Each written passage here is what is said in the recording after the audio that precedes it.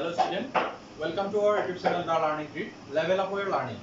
তোমালোকক মই ইতিমধ্যে দশম শ্ৰেণীৰ ভূগোলৰ দুটা পাঠ পঢ়ালো। এই দুটা পাঠৰ দ্বাৰা আমি যিবোৰ অধ্যয়ন কৰিলো সেইবোৰ তোমালোকে বুজি পালা বুলি ভাবিলো। আজি আমি এই পাঠ দুটাৰ পৰা প্ৰিভিয়াছ ইয়াৰৰ SSLC মানে মেট্ৰিকত কেনেকুৱা ধৰণৰ কুৱেশ্যন আহিছিল সেই বিষয়ে আজি আমি তোমালোকৰ আগত আলোচনা কৰিম। আহা আমি ভিডিঅ'টো চাওঁ।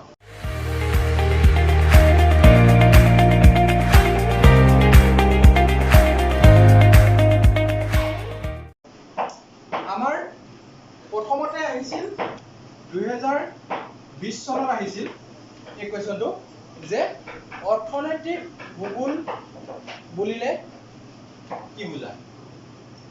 অৰ্থনৈতিক ভূগোল। অৰ্থনৈতিক ভূগোল মানে কি? এক নম্বৰ দিছিলে অৰ্থনৈতিক ভূগোল মানে কি? আমি নিশ্চয় শিকি আহিছিলো। অৰ্থনৈতিক ভূগোল হৈছে ভূগোলৰ যি শাখা কোনো এটা বস্তুৰ উৎপাদন, বিতৰণ, উপভোগ আদিৰ লগত মানুহৰ সম্পৰ্ক কাল সাপেক্ষে, স্থান সাপেক্ষে অধ্যয়ন কৰে, তাকে কি বুলি কোৱা হয়? অৰ্থনৈতিক ভূগোল বুলি কোৱা হয়। এই প্ৰশ্নটো আহিছিলে এক নম্বৰ দিছিলে 2020 চনত আহিছিলে। আৰু এই প্ৰশ্নটোৰ লগতে আৰু এটা ইয়াতে লগ লগাই দিছিলে যে কি অৰ্থনৈতিক ভূগোলৰ বিষয়বস্তু কি? ইয়াৰ বিষয়বস্তু কি? বিষয়বস্তু মানে কি? বস্তুটোৰ অৰ্থনৈতিক ভূগোলটোৱে কি অধ্যয়ন কৰে? ইয়াৰ বিষয়বস্তু কি বুলি কওঁতে ইয়াত এক নম্বৰ আহিছিলে 1+1 2 নম্বৰ আহিছিলে। ইয়াৰ বিষয়বস্তু বুলি ক'লে আমি এইটো লিখিব লাগিব যে কোনো এটা বস্তু বা কোনো এটা সামগ্ৰী সেই ইয়াৰ প্ৰকাৰ, ইয়াৰ কাৰণ আৰু ই কিয় আৰু কেনেকৈ হ'ল, ইয়াৰ আলোচনাই হৈছে অৰ্থনৈতিক ভূগোলৰ মূল বিষয়বস্তু। এই কথাখিনি লিখি দিলে হ'ল। ইয়াৰ পিছতে এই পাঠটোৰ পৰাই আমাৰ আৰু এটা প্ৰশ্ন আহিছিলে। এই প্ৰশ্নটো হৈছে সম্পদ বুলিলে কি বুজা? সম্পদ। আমি যেতিয়া এই পাঠটো আলোচনা কৰিছিলো তেতিয়া আমি শিকিছিলো যে সম্পদ মানে হৈছে মানুহৰ জীৱন ধাৰণৰ বাবে প্ৰয়োজনীয় সকলোবোৰ বস্তুকে কি বুলি কোৱা হয়? সম্পদ বুলি কোৱা হয়। মানুহৰ জীৱন ধাৰণৰ বাবে প্ৰয়োজনীয় সকলোবোৰ বস্তুকে সম্পদ বুলি কোৱা হয়। ইয়াত এক নম্বৰ আহিছিলে আমি এই সম্পদ বুলিলে কি বুজা? ইয়াৰ লগতে আৰু এটা প্ৰশ্ন ইয়াৰ লগত লগ হৈ আছিল যে সম্পদৰ বৈশিষ্ট্য। সম্পদৰ বৈশিষ্ট্য। সম্পদৰ বৈশিষ্ট্য মানে সম্পদবোৰ কেনেকুৱা? সম্পদৰ বৈশিষ্ট্য বুলি কওঁতে আমি তাত যিকোনো 4টা বৈশিষ্ট্য ডাইৰেক্ট নাম্বাৰ ৱাইজ আমি বৈশিষ্ট্য বুলি কওঁতে কোনো আমি ডেসক্ৰিপটিভ টাইপত লিখিব নালাগে। আমি ডাইৰেক্ট ফ্ৰন্ট ৱাইজ কৰি লিখিলেই হ'ল। 1 নম্বৰ 2 নম্বৰ যে সম্পদৰ প্ৰথম বৈশিষ্ট্যটো কি? যে সম্পদ হ'বলৈ হ'লে কোনো এটা বস্তুৰ উপকাৰিতা আৰু কাৰ্যকাৰিতা থাকিব লাগিব।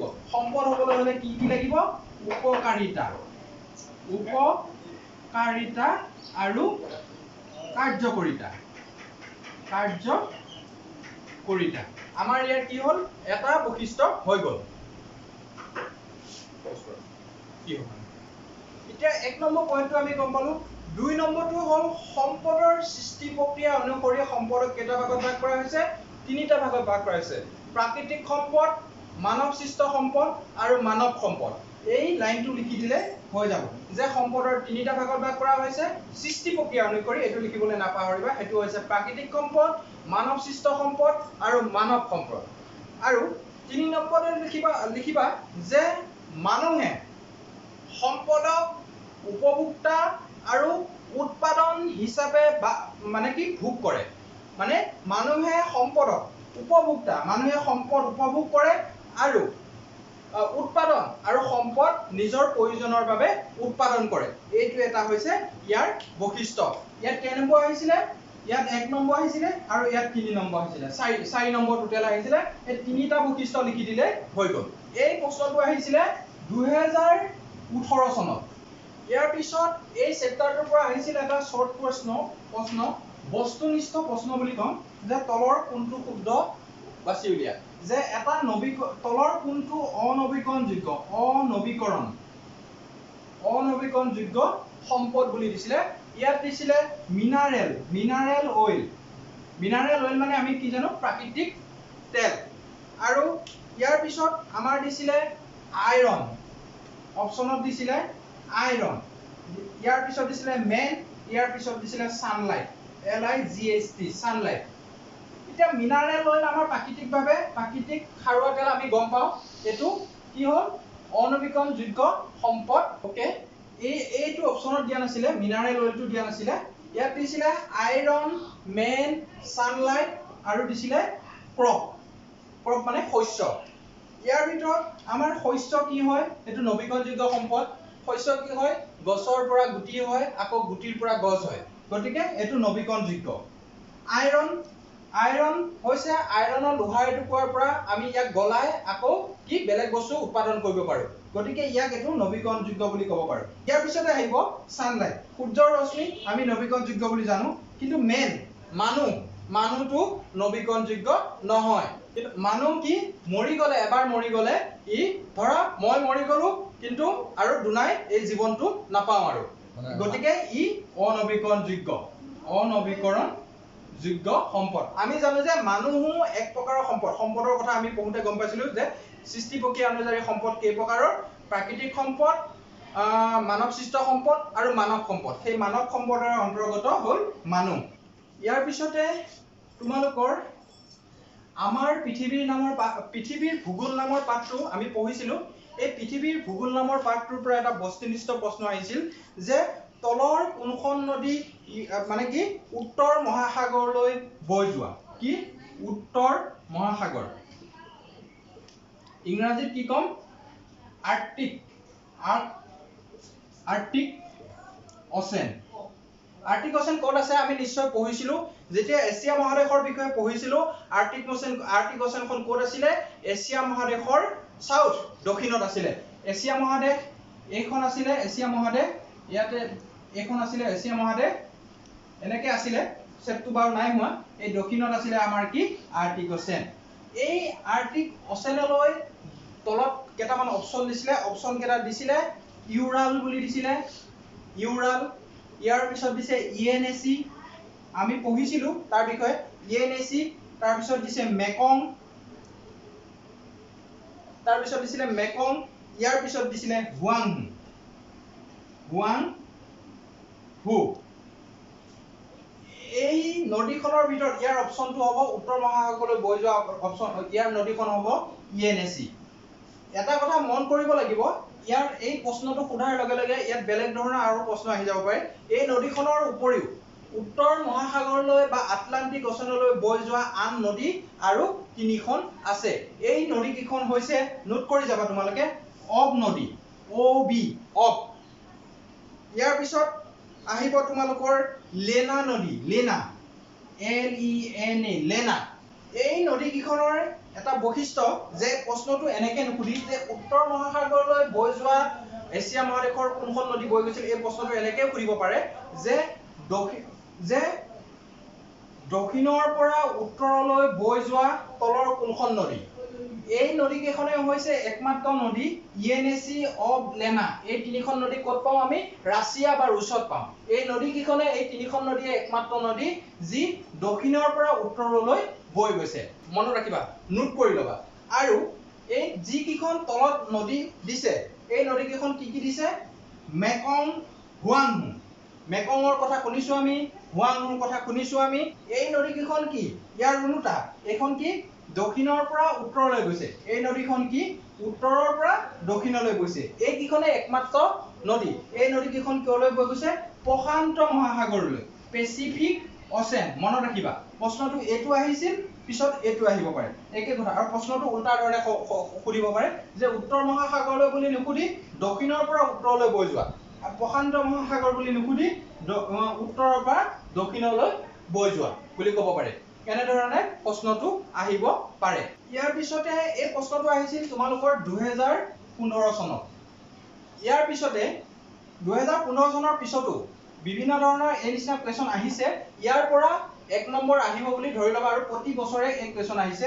কুৱেশ্যন কেইটা এবাৰ দিব পেচিফিক অ'চেন, এবাৰ দিব উত্তৰ মানে কি আৰ্কটিক অ'চেন বা উত্তৰ মহাসাগৰ, এবাৰ দিব বে অফ বেংগল, এবাৰ দিব আৰবিয়ান চি। এতিয়া আমি এই উত্তৰ মহাসাগৰ বিষয় পঢ়াৰ লগে লগে 2016 চনত আহিছিল আৰবিয়ান চি। আৰবিয়ান চি মানে আৰব সাগৰলৈ বৈ যোৱা দুখন নদীৰ নাম লিখা আহিছে। আৰব সাগৰলৈ বৈ যোৱা আৰব সাগৰলৈ বৈ যোৱা দুখন নদীৰ নাম লিখিব দিছে। যে আৰব সাগৰলৈ বৈ যোৱা দুখন নদীৰ নাম, ইয়াৰ ভিতৰত মেইন ইম্পৰ্টেণ্ট নদী কেইখন হৈছে নৰ্মদা আৰু তাপ্তি। কি? নৰ্মদা আৰু তাপ্তি।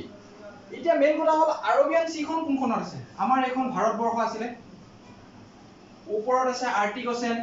আমাৰ এছিয়া মহাদেশখন কি তিনিওফালে জলভাগেৰে আগুৰি আছিল। ওপৰত আছে আৰ্কটিক অ'চেন, আমাৰ পূবত আছিল কি পেচিফিক অ'চেন, আৰু আমাৰ এই ভাৰতৰ এইখিনি তলতে কি আছিলে? এইখিনি bay of Bengal. Bay of Bengal মানে ভাৰত মহাসাগৰ আছিলে, আৰু এই তলত আছিলে কি আৰব সাগৰ, আৰবিয়ান চি। ইয়াতে আছিল আৰবিয়ান চি।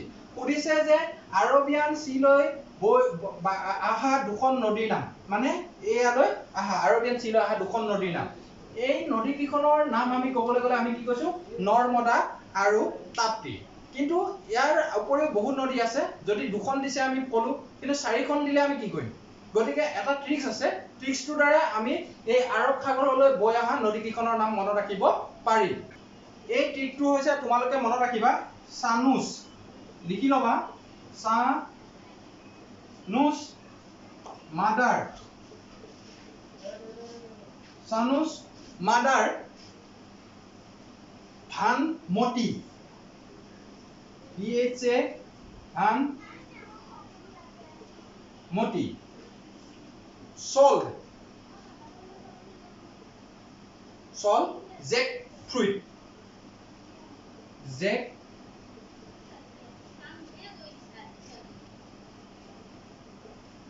এটা ট্ৰিক আছে। ট্ৰিকটো কি? চানুচ মাদাৰ ভামতি সল্ট জেক ফ্ৰুইট, মানে কি এই চানুৰ মাদাৰ ভানমতিয়ে কি কৈছিল? Jack fruit বেচিছিল। ইয়াৰ এই ট্ৰিকটোৰ দ্বাৰা আমি কি কওঁ? আৰবিয়ান চিলৈ অহা নদী কেইখনৰ কথা মনত ৰাখিব পাৰিম। আমি কেনেকে মনত ৰাখিব পাৰিম চোৱা। এছ এ ওপৰত লিখিছো, এইখিনি মুছি দিছো। এছ এ মানে কি? S A for Sabarmati,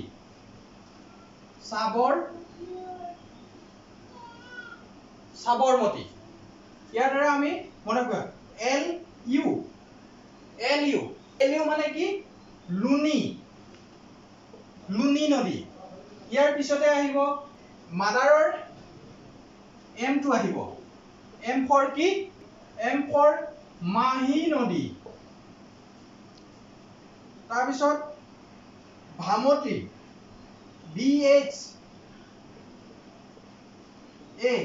BHA মানে কি? ভাৰতী পূজা, PUJHA। এতিয়া আমি কি ক'ম? S A Sabarmati, L U Luni, M for Mahi, BHA ভাৰতী পূজা। ইয়াৰ পিছত কি আহিব? তাৰপিছত আছে এন ফৰ নৰ্মদা,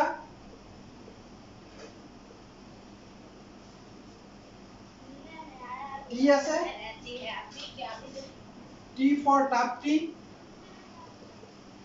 এছ আছে, এছও আছে, এছ ফৰ সোম নদী, আৰু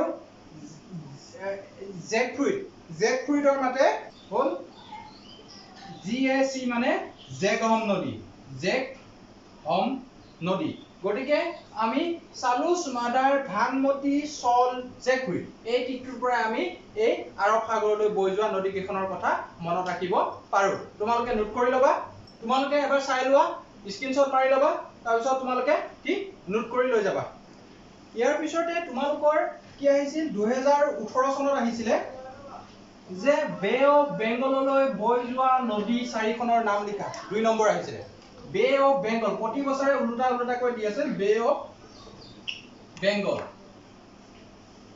বে অফ বেংগললৈ বৈ যোৱা নদীৰ নাম লিখা এই নদীৰ নাম ক'বলৈ গ'লে আমি কি উল্লেখ কৰিব লাগিব বে অফ বেংগললৈ গংগা আমাৰ এখন ভাৰতবৰ্ষ বে অফ বেংগল এইখিনিত আছে এইফাললৈ আহা এছিয়া পৰা আহিব বিশেষকৈ বে অফ বেংগললৈ বৈ যোৱা নদী চাৰিখনৰ নাম কি হ'ব গংগা ব্ৰহ্মপুত্ৰ গোদাবৰী এইবিলাক হৈছে মহানদী যমুনা এইবিলাক হৈছে বে অফ বেংগললৈ বাগৰি যোৱা বা বৈ অহা নদী এই নদীকেইখন আমি ট্ৰিকৰ সহায়ত কেনেকৈ মনত ৰাখিম ট্ৰিকৰ সহায়ত এই গেং অফ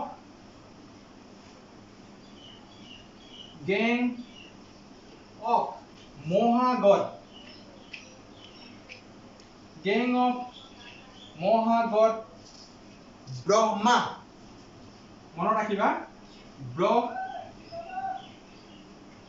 ব্ৰহ্মা অথ কৃষ্ণা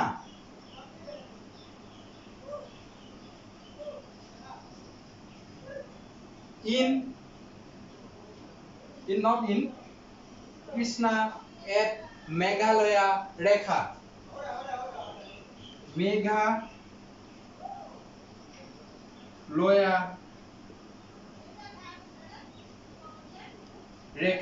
ৰেখা means line মানে border গটিকে এই দিকটো তোমালোকে লিখি লবা এই দিকটোৰ বে অফ বেংগললৈ বৈ যোৱা নদী কেইখনৰ নাম কেনেকৈ বনাইছে গেঙৰ পৰা আমাৰ কি আহিব গেং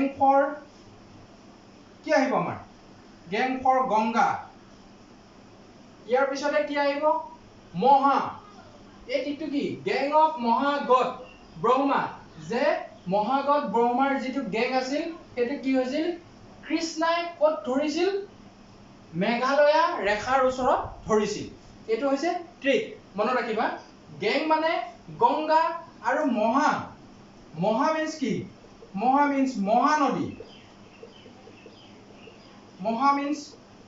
মহানদী আৰু গড means কি god god means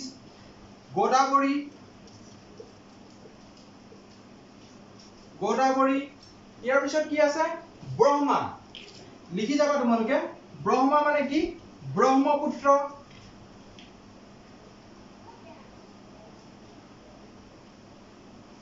Brahma means কি ব্ৰহ্মপুত্ৰ ইয়াৰ পিছতে আমাৰ পথ সি যদিও আছে ইয়াত কে স্থান হৈছে সেইকাৰণে আমি পথ মানে কি লিখিম কাবেৰী ইয়াৰ পিছত কি আছে কৃষ্ণা মানে আমাৰ কি বুজিম কৃষ্ণা নদীখন ইয়াৰ পিছতে আমাৰ কি আছে মেঘালয়া মানে কি আমি বুজিম মেঘনা নদী বুজিম মেঘালয়া মানে কি বুজিম মেঘনা বুজিম ইয়াৰ পিছতে কি আহিব আমাৰ ৰেখা মানে আমি কি বুজিম সুবৰ্ণ ৰেখা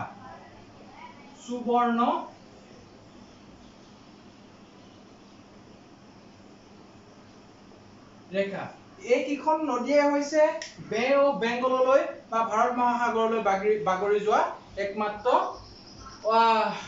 এই কিখনে হৈছে ইয়াৰ প্ৰধান নদী এতিয়া আমি এই বে অফ বেংগলৰ এই প্ৰশ্নটো আহিছিল 2018 চনত গোটেইখিনি বুজাই দিছো কেনেদৰে মনত ৰাখিবা তোমালোকে নোট লৈ লিখি যাবা আজি মই তোমালোকক এইখিনি আলোচনা কৰিলো পিছৰ ক্লাছত আমি আলোচনা কৰা পাঠটোৰ পৰা প্ৰিভিয়াস ইয়াৰত আহা কোৱেশ্চন আৰু বহুতো আছে এই বিষয়ে তোমালোকৰ আগত আলোচনা কৰিম আশা কৰো তোমালোকে ভাল পাবা আৰু বুজি পাবা আৰু লগতে যিবোৰ যেটো পাঠত সন্নিবিষ্ট আছে প্ৰশ্নবোৰ তোমালোকে ঘৰত কৰিবা ইয়াৰ তোমালোকে ভাল পালে কমেন্ট সেকশনত জনাবা আৰু কেনেকে দিলে তোমালোকে বেছি ভাল পোৱা বুজি পাইছা নে নাই নে ভাল পাইছা নে এইবোৰ কমেন্ট সেকশনত জনাবা তেতিয়া হলে ভাল হ'ব আজি ইমানতে মানে কি ক্লাসটো সামৰিলো নেক্সট ক্লাসত আৰু বহুতো এনেকুৱা ধৰণৰ কোৱেশ্চন লৈ তোমালোকৰ ওচৰত আহিম তোমালোকে আমাৰ চেনেলটো চাই থাকিবা